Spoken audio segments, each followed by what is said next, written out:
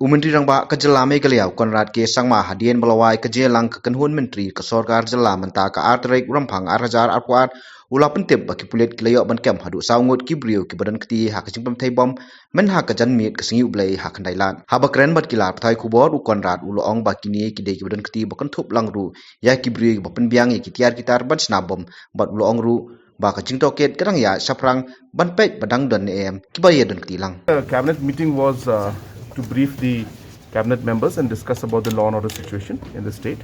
And we would like to inform all of you also that all the people who have been involved in the recent IED blast that took place, all the people have been arrested, and our investigation is on, and we will be moving forward into the network even further and going into all the people who were in touch with them also to make sure that we dig into this deep and get hold of all the people who could possibly have been a part of this or have assisted. But the people who were directly involved in the incident itself, all of them have been arrested, including the people from whom the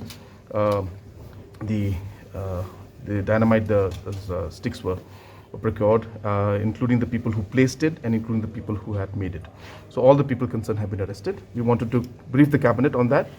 If I am not wrong, there are 4, but you'll have to just reconfirm with the thing, because that includes in the past how many more were there, and will have to be reconfirmed. But the main 4 people who were there involved have been arrested. So these are supporters and sympathizers of that, and of course the actual linkage and how much they've been involved in communication and organization still is a matter of investigation. So we're looking into those aspects also. Sir, I don't have the names. Yeah, it's happening, and that's the reason why we got them, because we have CCTV footage on all 3 of them. They found it in the house of the main accused, who we, as I said, was already in the network.